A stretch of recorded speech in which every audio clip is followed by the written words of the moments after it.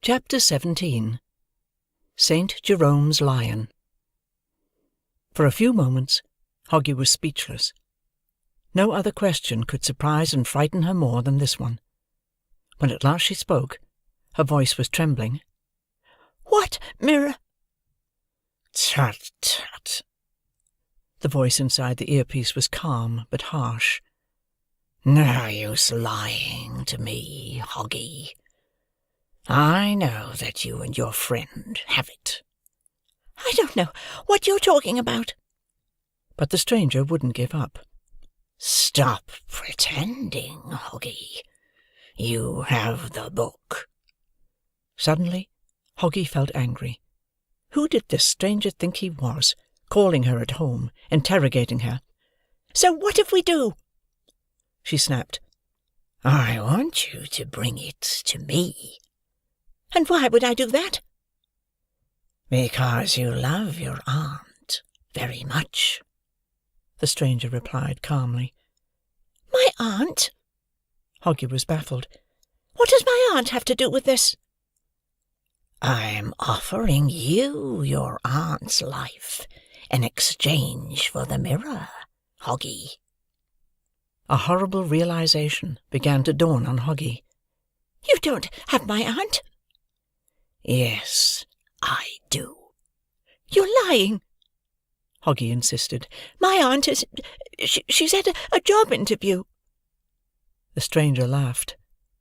"There is no job interview, Hoggie. I was the one who called your aunt this morning. I was the one who asked her to meet me. And now your aunt is my prisoner, and I am going to keep her until you and your friend bring me the book."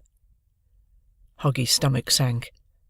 The memories of the break-in Catherine Libri's house, the mysterious burglaries into the residencies of the guardians, and Dr. Barnaby's terrible death, flooded back to her. Oh, what a fool she was to disregard the signs of danger again and again! And now, because of her carelessness, innocent people were going to suffer. But no, the kidnappers were not going to hurt Aunt Michelle. She was going to fix everything. If the book was what they wanted, she was going to give it to them. Hoggie took a deep breath, and counted to 5 to steady her voice. "What do you want me to do?" "Bring the mirror to the city library in 1 hour," the man said. "Leave it in the science section, on the desk, next to the portrait of Walter Scott." "I will," Hoggie said. "I promise." "Very good," the stranger said, satisfied. "And I promise to release Aunt Michelle as soon as I have the mirror. But if you deceive me, Hoggie, or if you tell about this to anybody at all, you will never see your aunt again." Hoggie put the receiver down and turned to Scooter. The boy guessed from his friend's tone that the phone conversation hadn't been a pleasant one, but he could never imagine what it had been about. "What is it, Hoggie?" he asked presently. "Oh, Scooter!" Hoggie cried. "Someone has kidnapped Aunt Michelle." "Why?" Scooter was dumbstruck. "You don't have any money?" "It's them," Hoggie explained. "the people who are after the mirror. They want it in exchange for Aunt Michelle's life." Without another question, Scooter picked up his and Hoggie's coats. "Let's go." "Where?" "To the library."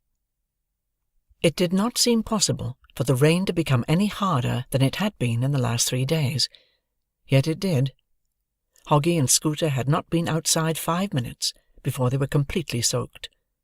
The awnings over the doorways of the houses were sagging with water, and puddles in some places were ankle-deep. Hoggie, however, barely noticed the ghastly weather. All the way to the library, all she could think of was Aunt Michelle, and the terrible things that could happen to her. "What a horrible mess!" she kept saying. "It's all my fault. I wish I never agreed to help Dr. Barnaby to find that confounded book. I wish I never met the man. I wish I never came to the library." "Don't blame yourself, Hoggie," Scooter said, the great friend that he was. "How could you know? Everything will be all right. We have the book. We're going to give it to the kidnappers, and they will let Aunt Michelle go." For all the rain, one couldn't see farther than 3 meters ahead, and the afternoon traffic was moving along the city's flooded streets slower than ever, blocking the sidewalks, and spraying the infrequent pedestrians with mud. To avoid them and the puddles, the friends had to take long detours. They began to worry that they would be late for their meeting with the kidnapper, but, in spite of their fears, they made it to the library by the appointed hour, with just enough time left to retrieve the mirror from Oddities and Curiosities' room, and run down to the second floor. Because they did not want to scare the kidnapper off, they agreed that Scooter would remain in the foyer, just outside the entrance to the science section. "This is the only entrance to the room anyway," Scooter said. "If anyone goes in or out, I'll see them." And so, leaving her friend to stand guard by the door, Hoggie walked into the room. It was completely empty but for the librarian, a benevolent, grey-haired woman who sat behind a computer screen, just steps away from the entrance. Upon hearing Hoggie's footsteps, she momentarily raised her eyes from the screen. "Some rain, isn't it?" she remarked. Hoggie nodded. Slowly her eyes scanning the empty aisles between the bookcases, she walked to the opposite end of the room, where, large and imposing, the portrait of Walter Scott hung on the wall. She took the mirror out of her bag, and placed it on the edge of the reading desk that stood closest to the wall. It was so quiet, she could hear the tapping of the librarian's fingers on the keyboard from across the room. Hoggie was reluctant to leave, without making sure that the mirror was retrieved by the very person for whom it was meant. After all, any one of the library's patrons could walk into the room and take the book. But neither did she want the kidnappers to see her, and imagine that they were being led into a trap. And so she hid behind one of the bookcases, and pretended to be looking through the volumes on South American animals.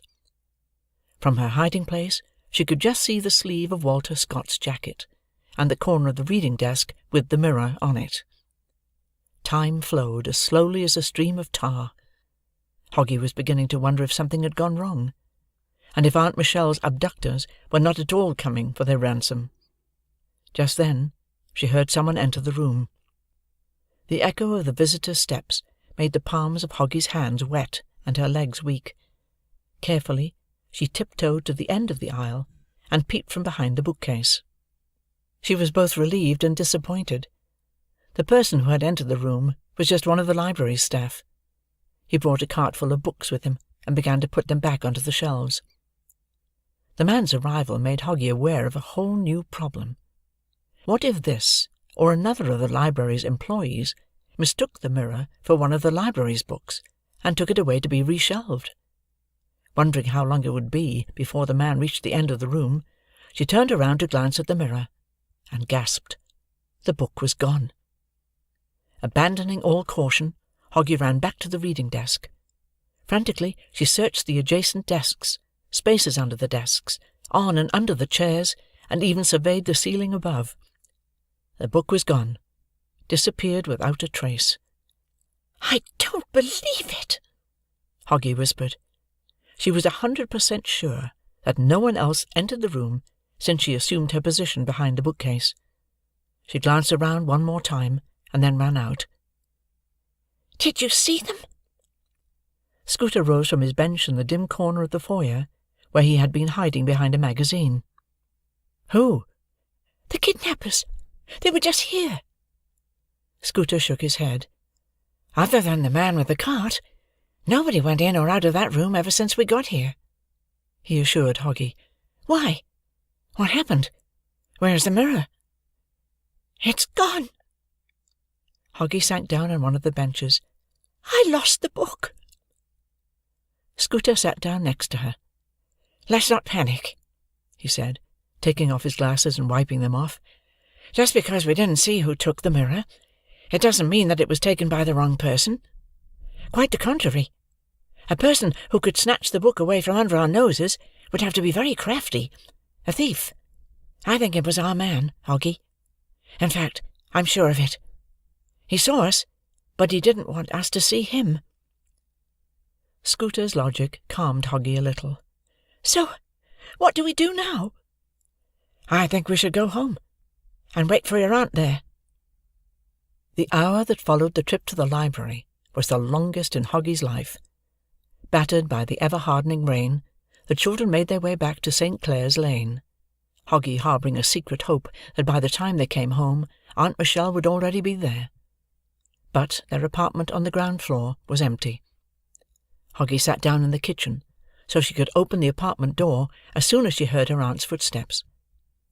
To distract his friend from gloomy thoughts, Scooter put the kettle on the stove and turned on the TV. The hour had just begun, and all the channels were broadcasting the day's news. Although most of the news wasn't really new, as all of it had something to do with the rain, which had been pouring for days. Monotonous and boring, just like the rain, the newscast flipped through the images of flooded streets, ruined front lawns, and restaurant owners complaining of the water finding its ways into their cellars. In the end, Scooter turned the TV off. For a while, the children sat in the kitchen in complete silence, neither of them quite knowing what to say. When the phone rang, it startled them out of their wits. Hoggie grabbed the receiver with both hands. "Hello, Aunt Michelle?" But the voice on the other end of the line did not belong to Aunt Michelle. It was the voice of her abductor. "I am very disappointed, Hoggie," it said coldly. "Did you really think you could fool me?" For a few seconds, Hoggie was speechless. "What do you mean?" "The mirror, Hoggie," the kidnapper said, enunciating every syllable. "Which isn't the mirror at all. But then, of course, you already knew that, didn't you? Did you seriously think you could make me believe for 1 minute that this fake of yours was the real thing? Do you think I don't know what the true mirror looks like?" The meaning of his words finally sank in with Hoggie. "Are you saying that the book we gave you was a forgery?" "That is exactly what I am saying." Suddenly, the kidnapper's voice switched from an angry wail to a venomous whisper. "I told you, Hoggie, that if you tried to deceive me, you would be very sorry. Yet you ignored my warning, you silly girl. And now your aunt is going to pay." "Oh, no!" Hoggie cried. "Please don't hurt her. I didn't mean to lie to you. I thought it was the mirror. Please, you have to believe me. I thought we were giving you the real thing. It was the only book we had." The kidnapper considered this for a few moments. "Where exactly did you find this book?" Now that the man was no longer threatening to harm Aunt Michelle, Hoggie calmed down a little. "It was in a wall safe in the library's dome," she recalled. "You can only get to the dome from architecture room by pulling the towers of Blindolino off the shelf. Then the ceiling opens, and a staircase folds out. And to open the wall safe, you have to use some source of light, very strong light. It was the only book in the entire library that matched the description. It was hidden so well, we were sure it was the mirror." The kidnapper pondered this. "All right," he said in the end. "I believe you." Hoggie let out a sigh of relief. "Still," the man said, "I need that book, Hoggie, and you are going to find it for me." "What do you mean?" "What do you think I mean?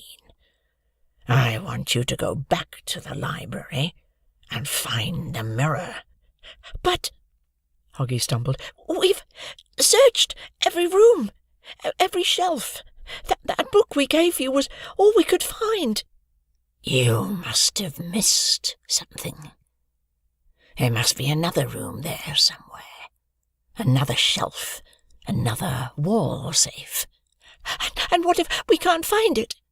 Sure you can. The kidnapper was unyielding. You already know your way around the place, and you're quite smart. Tomorrow morning, go to the library and start looking. You have until 3 o'clock on Friday. When you find the book, bring it to the same place as today. Can't we have more time? Hoggie implored. I'm afraid I am in a rush, the kidnapper replied.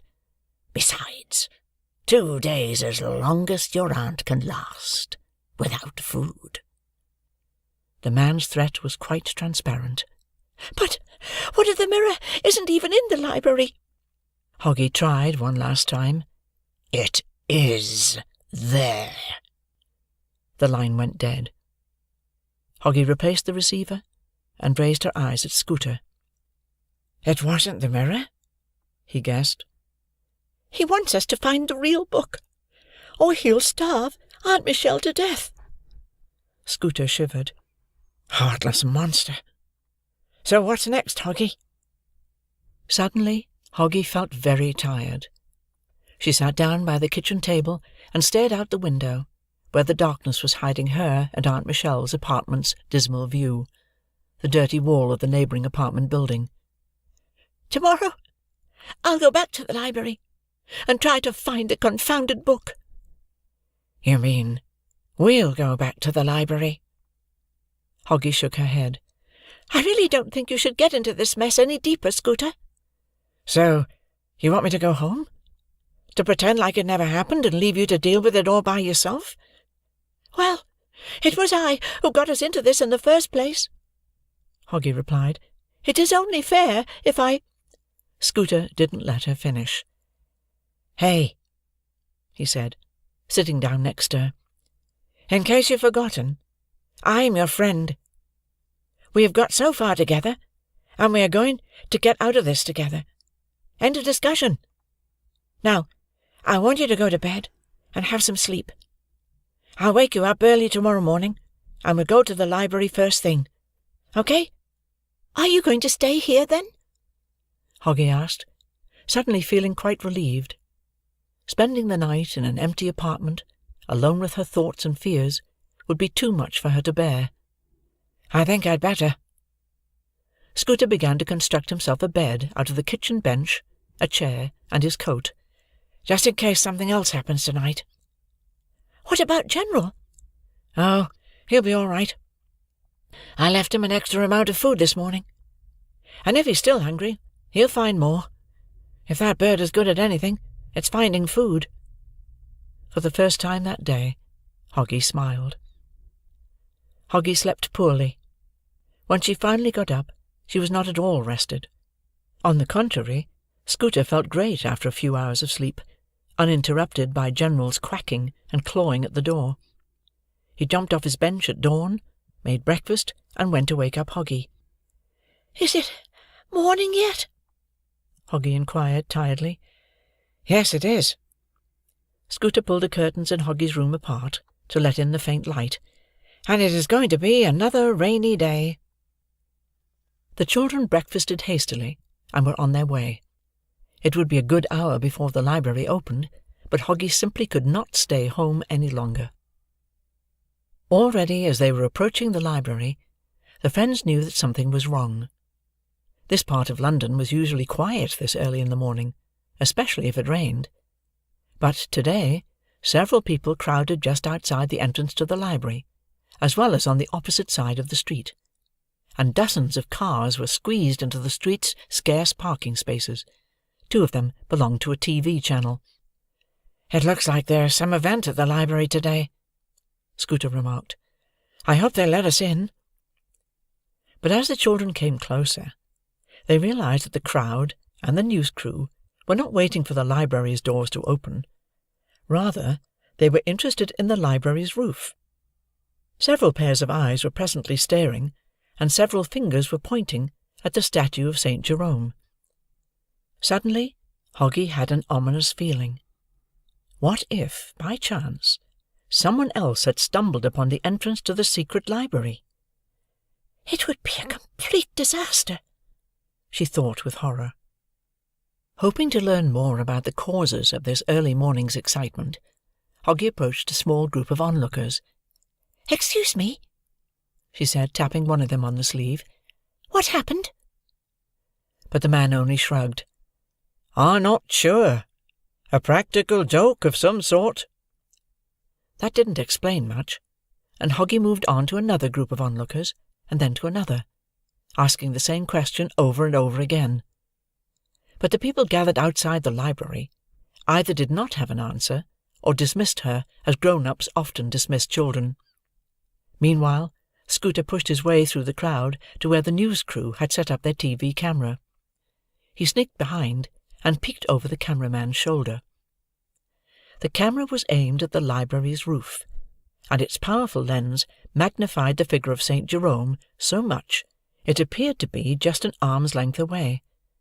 For a few seconds, Scooter stared at Saint Jerome, unsure what made the statue the centre of everyone's attention. Suddenly, he saw it. The next moment, Scooter was frantically waving his arms in an attempt to attract his friend's attention. Hoggie came closer. "What is it?" Without a single word, Scooter pointed at the camera's screen. Hoggie looked at the screen and gasped. The patron saint of librarians stood upright, his eyes studying London's roofs. The saint's left hand rested on the back of his faithful companion, the lion. That is, it usually did. This morning, however, the hand lingered in the air, empty, while the lion, instead of standing alert by his master's left side, was sitting by his right. "Holy cow!" Hoggie cried. She rubbed her eyes and stared into the camera again. "How could this happen?" "I don't know," Scooter admitted. "Perhaps someone moved it." "Moved it?" Hoggie was dumbfounded. "It's not exactly the same as moving a chair, is it? I mean, that thing must weigh a ton. Besides, it isn't just in a different place. It's a different statue altogether. Perhaps," she proposed after a moment's reflection, "it's all an illusion. The lion is actually in the same place where it always is. It only seems like it isn't." "I hope you're right," Scooter replied, leading his friend away from the news crew, "because if this is for real, we are in even a bigger trouble than we were last night." "What do you mean?" "The door to the secret library, Hoggie," Scooter explained. "It's blocked." "Oh, no!" Hoggie covered her mouth with her hands. "You're right." "Well," Scooter said, "let's not panic just yet. The library will open soon, and we can see for ourselves." In spite of the bizarre incident with Saint Jerome's lion, the library opened at the regular hour. Hoggie and Scooter were among the first people to enter the building, and they went straight to the top floor, and from there to the roof. The attic door was unlocked. "Oh, no," Scooter said. "there is someone on the roof."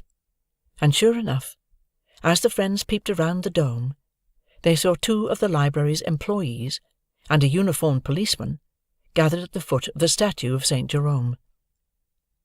Because of the heavy rain, Hoggie and Scooter could not hear what the three were talking about, but judging by the library workers' agitated gestures, they were trying to explain to the policeman that the bronze lion, leaning against Saint Jerome's right side, was not in its usual place.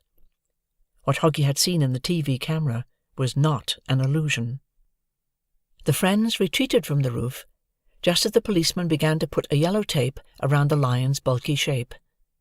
Back inside the library, they sat on a bench in the foyer of the top floor, and considered their new problem. "I think we should go to the police," Scooter said. Hoggie shook her head vigorously. "If we tell anybody about this, the kidnappers will kill Aunt Michelle." "But what else can we do? We don't have the mirror. We don't even have the way of ever getting to the mirror." Hoggie's mind was racing. "Maybe we can get into the secret library some other way. We already know where it is." Monster's room, for example, is just on the other side of the northern wall of the music section. Maybe we can punch a hole in the wall, and—" "Punch a hole in the wall?" Scooter didn't even let his friend finish. "Do you have any idea how crazy you sound, Hoggie?" "I know we can't do that right now, with all the people around," Hoggie admitted. "But we can come back at night, when there is no one here." "There's always someone here, Hoggie. Remember the night guard? Besides, we're not a gang of jewel thieves. We don't know how to cut holes in walls. We don't even have the tools to do something like that."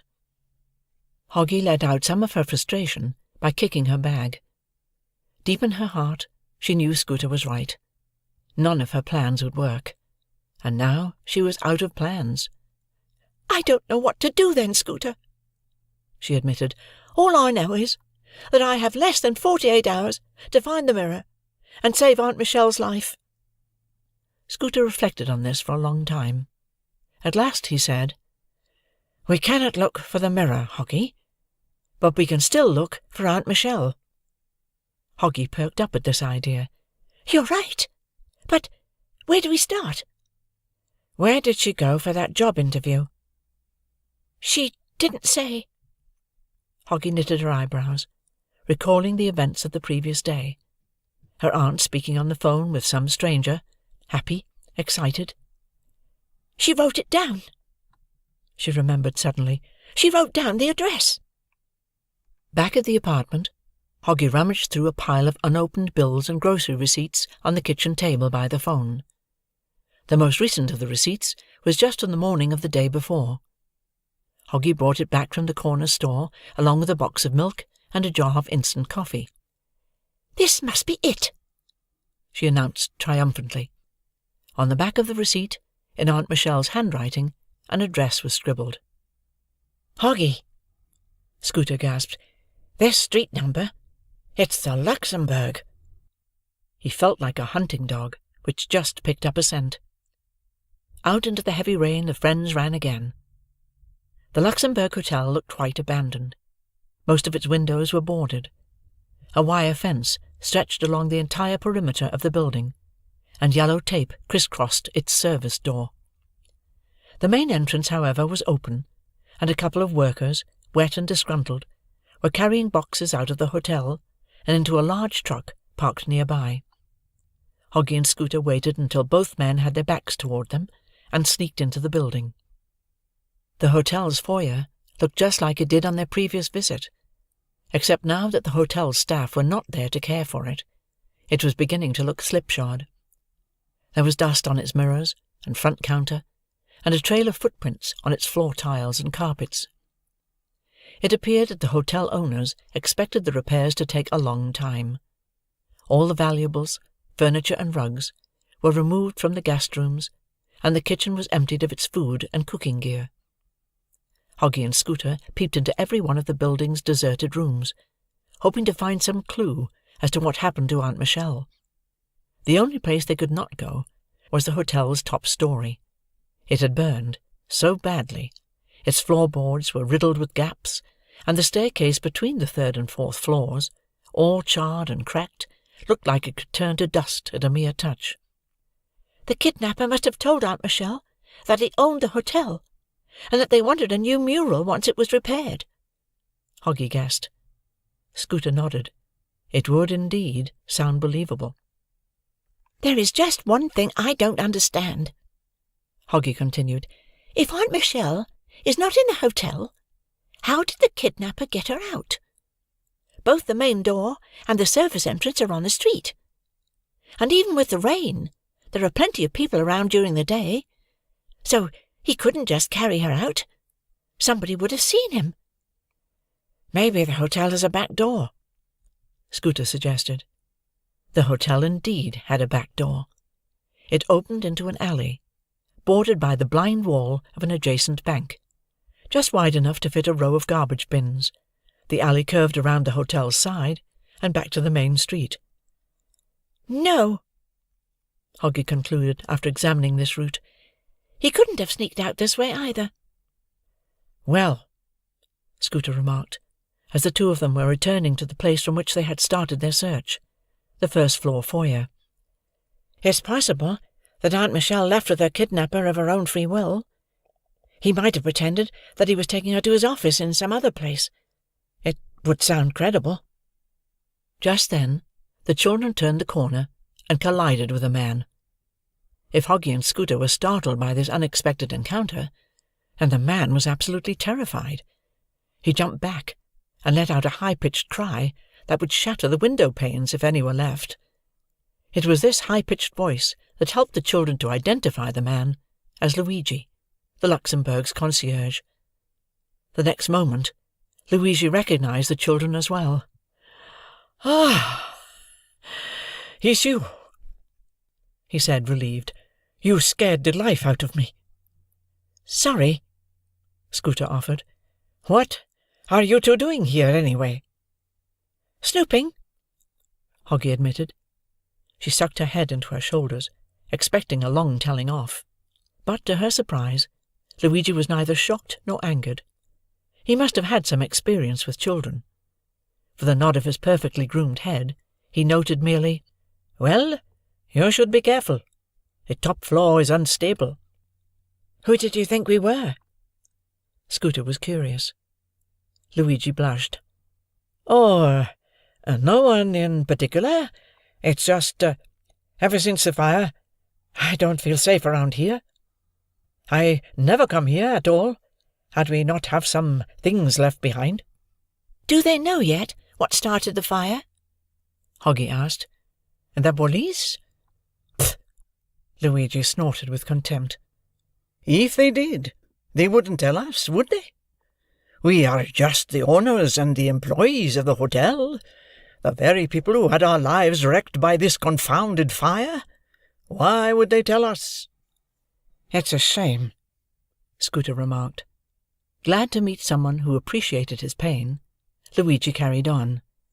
"A fire? And a murder? In all of my 20 years at the Luxembourg, I have never seen anything so disastrous." The distressed concierge glanced around the dim, dusty foyer and sighed. "Look at this place. Compared to this, the 1997 bed-bug epidemic is nothing. Of course we had fires in the past, but they never went beyond the kitchen, and no one ever got hurt. Sometimes a quarrel would break out between guests who had too much to drink, but it never led to a murder." "So the police are sure, then, that it was a murder?" Scooter suddenly felt dizzy again. "They are." Luigi's voice had a touch of bitterness. "Even though they wouldn't tell us about it either." "How do you know, then?"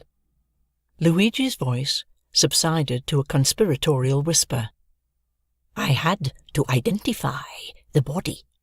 It appears Dr. Barnaby didn't have any friends in London, and so the police called me in." "And was it Dr. Barnaby for sure?" "Not for sure, no," Luigi admitted. "I mean, no one could know for sure, what with the body being so badly burned. Really, it was like staring at a pile of coal." He shivered at the memory. "It was about the right height and build, though. Besides, it was found in Dr. Barnaby's room, and as we haven't heard from the man ever since, I suppose it was him." "And what makes the police think it was a murder?" "Well, they didn't actually tell me that, but I overheard 2 policemen talking about it. It turns out that Dr. Barnaby did not die in the fire. He died because he had an arrow through his throat." "An arrow?" "I know. It is absurd, really." Luigi paused, reflecting on this strange development in the case of the dead scholar. "People haven't been murdered with a bow and arrow for centuries." He consulted his wristwatch. "Well, anyway, it is a-getting late, and we shall have over 100 boxes to move, and the cellar is flooded. Chef Dominic is going to have a heart attack when he learns what happened to his wine. We should have sealed those pesky tunnels years ago." "Tunnels?" Hoggie perked up her ears. "As in The London catacombs?" Luigi rolled his eyes. "Ah, the urban myths. These aren't the real catacombs at all. Just the passages the local merchants built to move goods underneath the streets from the Thames and the canals straight to inns and restaurants. The street traffic was pretty bad, even 100 years ago." Luigi took down one of the remaining mirrors, and carefully wrapped it in an old blanket. "We haven't had any problem with them until now, but this week, with the rain pouring without end, the river must have overflown." Just then, one of the workers walked into the foyer, carrying a heavy box. "Hey, Luigi," he said, "where do these go?" As soon as the Luxembourg's concierge stepped away, Hoggy dragged Scooter to the opposite corner of the foyer, and whispered, "The tunnels, Scooter! That's how he sneaked Aunt Michelle out of the hotel."